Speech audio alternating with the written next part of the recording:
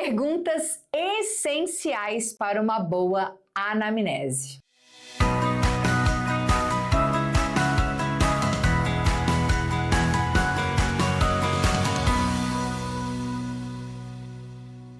Esse é o tema importante do vídeo de hoje, afinal, você que me acompanha há mais tempo já entendeu que o diagnóstico é a parte mais importante do tratamento.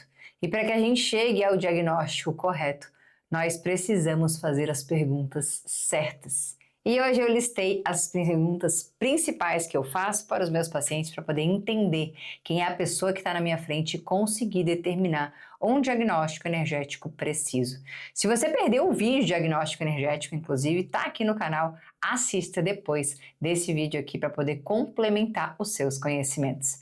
E se você está chegando por aqui agora, eu quero me apresentar, eu sou Cláudia Siqueira, com muito carinho, podendo me dirigir até você, compartilhando o conhecimento que chega até mim, assim como eu faço com milhares de alunos. Já impactamos aí mais de 30 mil vidas com alunos em 38 países, disseminando a beleza da medicina chinesa, da dietoterapia chinesa e da medicina do estilo de vida. Vamos lá! Para que a gente possa fechar um bom diagnóstico, mesmo que seja diagnóstico clínico, médico, como eu já falei aqui dentro do canal, a diferença do que a gente fala de diagnóstico clínico e diagnóstico energético pela medicina chinesa, independente do tipo de diagnóstico, nós precisamos fazer as perguntas certas, para que a gente possa entender, dentro do princípio da medicina chinesa, a raiz do problema. Onde que o problema começou? Como que a gente vai determinar esses sintomas que o paciente tem, em quais elementos estão em desequilíbrio, quais energias yin yang estão em desequilíbrio, tudo isso parte da nossa anamnese. Então, papel e caneta na mão para você anotar a pérola que eu trouxe para você, mastigadinho, profissional de saúde, para que você possa melhorar a sua anamnese. E com certeza algumas dessas perguntas que eu vou te dizer que eu faço, você também faz, mas eu arrisco dizer que tem algumas que você não faz e que são extremamente importantes, não só para você entender de diagnóstico, mas para principalmente fazer o paciente seguir as tuas orientações. Essa anamnese vai abrir portas para a primeira etapa de um tratamento eficaz, que é o diagnóstico, mas para que o tratamento realmente aconteça de uma forma como você espera, com resultados como você espera. Então vamos lá, primeira coisa de todas, a gente precisa entender sobre as queixas. A gente não sabe as queixas que o paciente sente, os sintomas, o que incomoda a vida dele, a gente não consegue fazer nada, né, para corrigir e para traçar um plano de tratamento. Então isso aqui é básico, com certeza você já faz. Qual queixa mais te incomoda? O que te traz aqui no meu consultório? Qual é a sua queixa principal? Muitos pacientes poliqueixosos, que é a maior parte dos pacientes que a gente pega na medicina integrativa, que já rodou muito, não deu certo, daí eles vêm pra gente, são pacientes que às vezes têm dificuldade de dizer o que é principal, o que mais incomoda. Eles vêm com aquela lista de 10 queixas, e aí, se a gente não pergunta qual é a queixa principal, às vezes a gente vai traçar um plano de tratamento que não vai atender às expectativas dele de resultado, porque a gente não perguntou qual era a queixa que mais incomodava. Então, isso aqui é vital para o tratamento ter sucesso e para o paciente ficar satisfeito também. Porque às vezes a gente quer que ele emagreça, mas ele não está nem preocupado com o emagrecimento, por exemplo. Ele quer resolver a insônia que não deixa ele dormir, que tem total relação com a dificuldade de emagrecer, se você é uma pessoa que estuda a medicina do estilo de vida. Então, isso tudo vai fazendo um quebra-cabeça, vai montando as peças do quebra-cabeça para a gente poder chegar a um tratamento que o paciente quer, né? Então, isso é fundamental. Qual queixa mais te incomoda? Quais outros sintomas você sente? Às vezes as pessoas são muito objetivas, o contrário, eu tenho uma queixa só, mas se a gente não pergunta mais, o paciente não fala das outras coisas. E por isso que toda anamnese vai construindo esse quebra-cabeça mesmo, que a gente determinar quais elementos estão em desequilíbrio. É assim o diagnóstico energético da medicina chinesa. Você tem algum diagnóstico clínico, médico já fechado? A maioria dos pacientes que tem vai te dizer, vai te trazer isso, mas às vezes a pessoa esqueceu, né, que já foi fechado no diagnóstico, sei lá, 10 anos atrás, e que até hoje ela carrega isso. Aí ela te traz queixas, mas não te trouxe o diagnóstico em si, o diagnóstico clínico, né, médico. Então isso é importante que você pergunte também. Uma vez entendido esse território das queixas principais, os sintomas que incomodam a vida do paciente, o motivo por que ele te procurou, a gente vai para entender quem é essa pessoa, para além dos sintomas superficiais, né? Porque a maioria dos sintomas que a pessoa te traz são sintomas superficiais, é o que está mais latente. Mas à medida que a gente vai perguntando, vão surgindo outras coisas. Então vamos evoluir na nossa sequência de anamnese. Rotina alimentar. Quem trabalha com alimentação, que deveriam ser todos os profissionais de saúde, precisa entender muito bem a rotina alimentar do paciente para você não correr o risco de recomendar jiló para um paciente que odeia jiló. Recomendar abacate para um paciente que tem intolerância a abacate. Então você precisa entender como é que é a rotina dessa pessoa, não só a rotina alimentar, a rotina de sono, a rotina de exercício, a gente vai chegar até lá. Então, primeiro, a rotina alimentar. O que a pessoa come em cada uma das refeições? Cada dia num lugar, tá? A média do que você come, me fala exemplos do que você come. Cita mesmo de cada uma das refeições, café da manhã, almoço, jantar, faz lanche, o que come nos lanches e tal. Obviamente, a gente tem que botar uma parcela de filtro no que a pessoa traz, porque alguns pacientes escondem as coisas que comem, né? As tranqueiras que come, tem vergonha, daí não fala. E aí, quando eu pego aquelas rotinas alimentares muito certinhas, mas o paciente está cheio de sintoma, eu chego para ele, assim, descontraído, tenho esse jeitão e falo: beleza, qual foi a parte que você não me contou da sua alimentação? Porque, assim, essa alimentação aqui que você me descreveu não bate com um monte de sintoma que você tá. Então, agora, vamos falar a real? Vamos falar a segunda parte? Vamos falar a parte que você não me contou ainda? E isso é importante. Claro que daí eu dou uma quebrada no gelo, né? Pra gente chegar nisso, a primeira vez e tal. Mas aí tem muito da tua personalidade como profissional. Mas é importante que a gente fala, tem alguma coisa que você não me falou? Aqui não é um julgamento, fica tranquilo, eu tô aqui para te ajudar e tal, eu sou da tua equipe, não tô contra você e tal. Porque às vezes a pessoa já tomou uns esporros por aí, né, gente? Daí ela fica, tipo, ninguém quer receber porrada de novo, né? E aí a pessoa fica às vezes retraída e não te conta. E aí se não te conta, tu tá achando que é uma coisa e não é. Então é importante você saber a real, tá? Quais são os horários das refeições? Outra pergunta extremamente importante. Aí você já começa a pegar falhas. Por exemplo, uma pessoa que está com dificuldade de perder peso e ela fala que ela janta 9 horas da noite, opa, como é que vai perder peso assim? Tem condição, né? Então, isso tudo, ou ela fala que pula o café da manhã, não toma café da manhã, não vai perder peso nunca, tá? Então, isso é uma forma da gente conseguir mapear o que vai estar na nossa prescrição, inclusive de orientação. E aí isso já começa a orientar o equilíbrio no mínimo dos horários das refeições, né? Quais sabores que a pessoa gosta e quais sabores que a pessoa não gosta. E aí dentro dos 5 sabores que a gente trabalha na medicina chinesa, os sabores principais, que são amargo, doce da natureza, picante, salgado e ácido e adstringente, a gente precisa, quando a gente chega no sabor picante, a maioria das pessoas acha que aquilo é só pimenta malagueta, é o wasabi, né? São as coisas mais fortes picantes. E aí, se você é um profissional que entende de dietoterapia chinesa, você sabe que não é só isso que é picante. O alho, a cebola, o alho poró, a pimenta do reino, que não tem quase nada de picante, agrião, está dentro da classificação dos alimentos picantes. Então, a gente precisa esclarecer, quando a gente fala sobre o alimento picante, dê outros exemplos, para o paciente ter condição de te falar, gosto, não gosto, tá? Os desejos e aversões alimentares, inclusive tem um vídeo sobre isso aqui no canal, nos ajudam a direcionar o que está acontecendo com os elementos. São indicativos, não são definitivos, mas são bons indicativos, tá?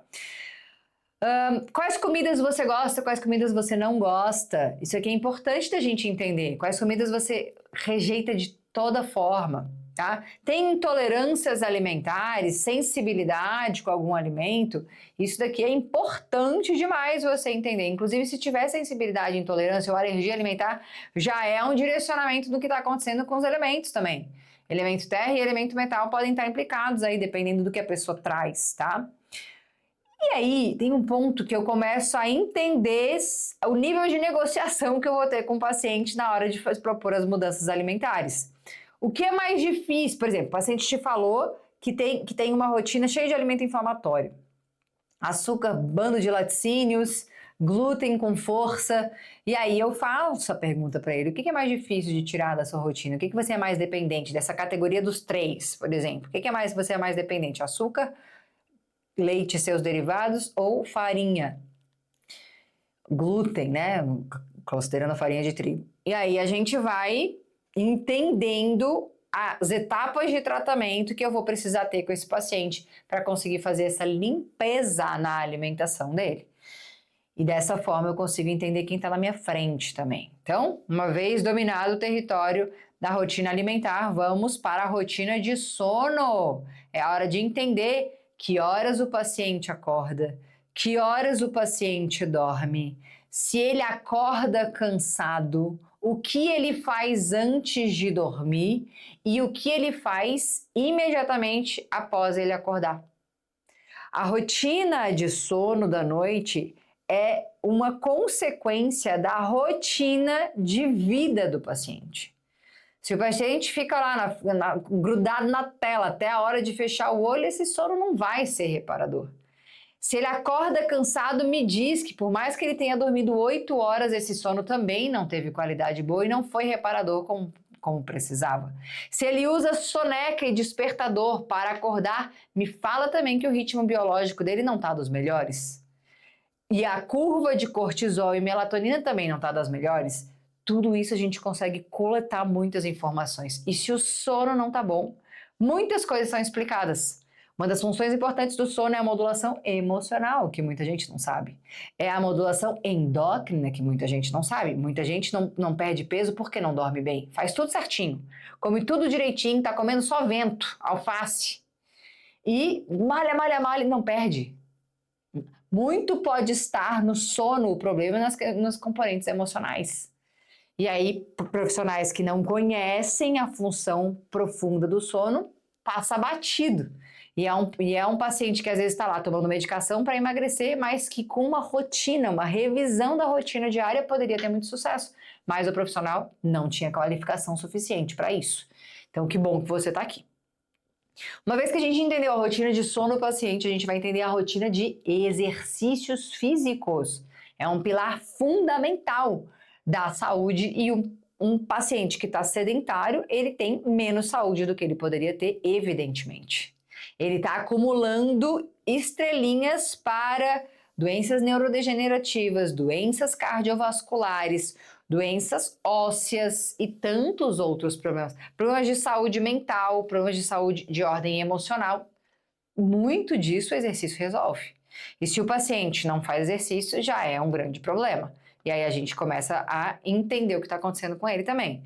Então, quais exercícios físicos faz? Qual frequência faz? Chega a ficar ofegante? Isso é uma pergunta importante de você fazer, porque às vezes o paciente acha que está fazendo exercício, mas ele está caminhando no shopping. E aí ele não sua, ele não fica ofegante. Isso tudo são sinais de que não está chegando na capacidade máxima, então não está tendo o benefício do exercício que a gente quer, de controle, modulação de telômero e tudo que a gente consegue de benefício do exercício. Mas aí precisa ser extenuante, precisa cansar, precisa suar, precisa estar ofegante. Tudo isso são pontos importantes da gente entender. Uma vez a gente entendido rotina alimentar, rotina de sono, rotina de exercício, queixas principais, a gente vai entender a disposição e o nível de energia desse paciente. Ele sente cansaço sem motivo aparente, chega à noite e está se arrastando. Ele fica pescando o dia inteiro, aquela pessoa que não dorme bem aí à noite e durante o dia fica pescando o dia todo. Como que é o nível de energia? Tá sempre cansado? Acorda cansado? Acorda descansado? Isso tudo nos diz o nível de energia Ti do paciente. Me diz muito do equilíbrio dos elementos terra e água, por exemplo. E são coisas fundamentais da gente perguntar. Nem todo mundo pergunta isso. Uma vez a gente entendido queixas, rotina alimentar, de exercício, sono, disposição, a gente vai para entender saúde intestinal. Poucos profissionais fazem essas perguntas de saúde intestinal, então vai anotando aí para você, identificando quais são os pontos que você precisa melhorar na sua anamnese. Evacuação, preciso saber como é o cocô desse paciente. Eu preciso saber qual é a frequência que ele evacua. Tem gente que evacua 2 vezes por semana, acha que é normal, porque sempre foi assim. E aí você tem que explicar que não, isso não é normal. O normal era a gente fazer que nem passarinho, comeu, liberou. Mas a maioria de nós não faz assim. E aí você precisa entender frequência e aspecto das fezes. E para isso, está entrando aqui a imagem da escala de Bristol. Você precisa mostrar essa imagem para o paciente e mostrar para ele qual dessas imagens, qual desses tipos são os tipos mais frequentes que ele encontra na privada. É o tipo 1, bolotinhas, cocô de cabrito? É o tipo 2, que é uma salsicha, mas ela não é completamente inteira, ela é segmentada? É o tipo 3, que é o que a gente quer, 3 e 4, que é aquela salsicha sem muitas fendas, ela é mais formada? Ou o tipo 4, o ideal, uma salsicha linda, que é inteirinha, lisa, molinha. Ou a gente já vai para um nível de diarreia, já são pedaços moles, mas tem ainda contornos, não está completamente líquido. 6 e 7 já começa a ficar assim, contornos duvidosos, né? O 7, então, assim, completamente líquido, sem pedaços sólidos. E aí a gente precisa entender, porque a partir do entendimento dessa escala aqui, a gente começa a saber como é que está a saúde intestinal do paciente. E ao saber da saúde intestinal dele, eu tenho muitas explicações. Eu tenho noção de como que está esse eixo intestino-cérebro, eu tenho noção como que está a modulação de vários neurotransmissores, por exemplo, a serotonina. Se o paciente me fala que ele está com depressão, evidentemente o intestino dele não está tão legal, ele não está produzindo 90% da serotonina, que é a função do intestino, e é importante que se entenda que a depressão é uma doença metabólica, de intestinal. E aí, quando o intestino não está legal, ele não está mandando sinalização correta para o cérebro, e aí interfere em todas as funções cerebrais também. Então, eu tenho muito problema de saúde mental envolvendo com problema intestinal. Mas não só. São várias questões que estão relacionadas com uma desbiose, por exemplo, com um não equilíbrio das bactérias intestinais. Eu tenho doenças mentais e físicas envolvidas com esse desbalanceamento. Então, ao entender como está a saúde, como tá, o aspecto das fezes já começa a ter uma noção do que está acontecendo lá dentro. Não é definitivo e determinante para eu saber que tem uma desbiose ou não, mas é um caminho para eu saber que tem uma disfunção intestinal acontecendo. Ou não, ou tá legal. O papel higiênico sai sujo? Isso é uma pergunta interessante de você fazer. Porque o ideal é o papel higiênico não sair sujo. E aí a gente está começando a ter uma saúde intestinal mais interessante. E, evidentemente, a saúde intestinal está diretamente relacionada com a rotina alimentar do paciente. Alimentar e de hidratação. E muitas vezes o que o paciente está precisando é tomar mais água. Principalmente nos casos de constipação. O Bristol 1, 2 ali, fezes ressecado, não tem como caminhar no tubo digestivo. E aí você já começa a construir a tua orientação também. Saúde mental, precisamos saber como é que está a saúde mental desse paciente. Então, perguntas importantes que eu faço, que eu sugiro que você faça. Você se considera uma pessoa ansiosa? E aí você começa a ver o autoconhecimento que a pessoa tem ou não tem. A inteligência emocional que ela tem ou não tem. Você tá vendo a ansiedade dela muitas vezes, daí quando você pergunta se você se considera uma pessoa ansiosa, a pessoa fala, não, tô super tranquila. Alguma coisa temos, né? Então isso é legal para você ver a autoanálise do paciente. Você se considera uma pessoa estressada? Isso aqui é legal também, já vai dando um direcionamento dos elementos que estão em desequilíbrio. Quando você deita na cama, sua mente silencia ou fica aquele barulho mental? Isso aí é legal também de você entender, né? Você já teve depressão ou está passando por um estado depressivo agora? Ou algum outro problema de saúde mental?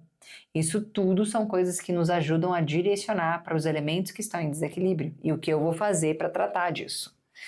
E por fim, que eu relacionei aqui, claro que uma anamnese pode ser muito mais extensa que isso, mas eu quis trazer o que todo profissional de saúde deveria perguntar.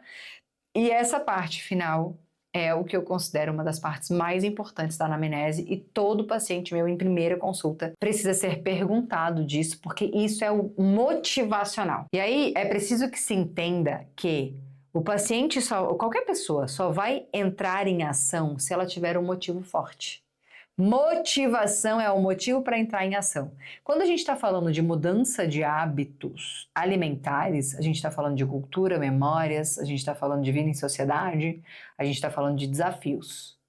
Se a pessoa não tem um porquê muito forte para seguir, porque você não perguntou e não estimulou isso, ela pode seguir um mês, depois desanda tudo.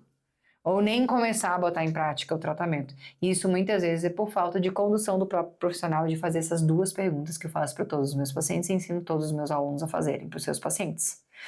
O que te motiva a cuidar da sua saúde? Por que não ser doente? Por que não estar numa cadeira de roda?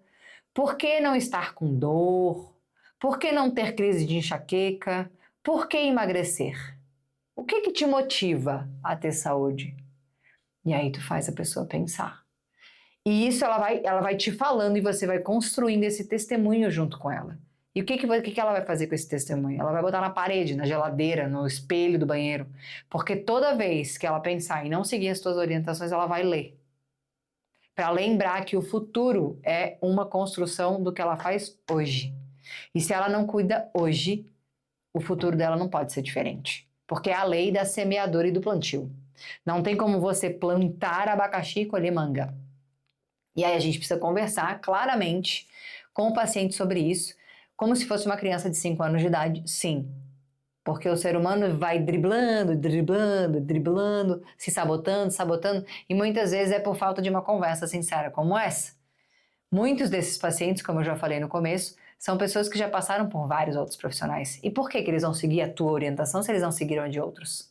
Muitas vezes pode ser por essas técnicas que você pode utilizar de neurociência também, de saber conversar com o cérebro de uma forma melhor para que ele construa novos circuitos neurais. Isso aqui muda a vida e isso é o motivo que faz os meus pacientes todos, um dos grandes motivos, não o único, seguirem as orientações. Como é que você quer estar daqui a 20 anos, daqui a 10 anos? E eu nunca vi alguém responder essa pergunta, eu quero estar numa cadeira de roda, não quero estar lembrando do que eu estou fazendo, eu quero alguém cuidando das minhas atividades diárias, quero estar botando uma fralda. Não. Ou quero estar obesa, quero não conseguir pegar a minha mala sozinha no avião. Eu nunca vi alguém falar isso, mas muitas vezes as posturas que as pessoas estão tendo hoje está levando a um futuro muito diferente do que elas querem. E aí você precisa trazer essa pessoa de volta para a Terra. Vamos aterrar, porque se você continua tendo os mesmos hábitos, você vai ter os mesmos resultados. E aí é nessa hora que a gente começa a conversar para a importância de mudar o roteiro, senão a pessoa vai chegar no mesmo destino. E normalmente o destino que ela vai chegar não é o que ela quer. Em saúde, não. Se ela seguir com os hábitos anteriores ao momento da consulta com você, que trabalha com mudança de hábitos. Então, isso daqui tudo te ajuda a direcionar o paciente já não só para fechar o diagnóstico, mas já para poder ir encaminhando para o tratamento que vai ser seguido. Porque um tratamento que é engavetado de nada serve. Pode ser lindo, papel timbrado, incrível, carimbado, pau, rau, toda uma arte que você mandou fazer. Paciente engavetou não serve de nada. Você fica frustrado, ele fica frustrado, todo mundo fica frustrado. E o que a gente quer é resultado. Então eu espero que esses pontos que eu te passei te ajudem a construir uma anamnese muito melhor. Evidentemente que aqui eu falei de alguns pontos que são chaves e deveriam ser comuns para todas as anamneses. E que eu peço que você me fale o que eu te falei, o que eu te lembrei que não estava na tua anamnese, então deixa aqui nos comentários que eu vou gostar muito de saber quais foram os pontos que eu contribuí para o seu crescimento profissional também e para a melhoria da sua anamnese.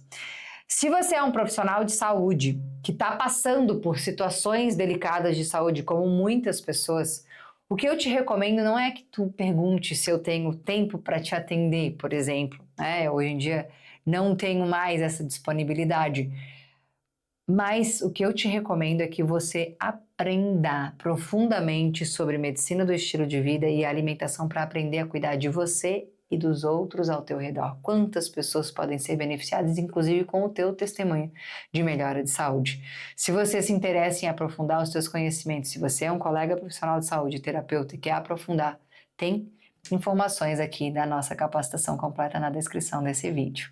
Eu espero que esse vídeo tenha feito diferença para você e se sim, deixa o seu like e compartilha com um profissional de saúde naquele grupo que a gente tem sempre dos nossos colegas profissionais, porque pode ajudar a vida de muito profissional e consequentemente melhorar a vida de muito paciente. E se você ainda não se inscreveu no canal e não ativou o sininho de notificação, você está perdendo de ser avisado de conteúdos novos bons como esse toda semana. Se inscreva no canal e ative agora o sininho de notificação e a gente se encontra em um próximo vídeo. Tchau, tchau!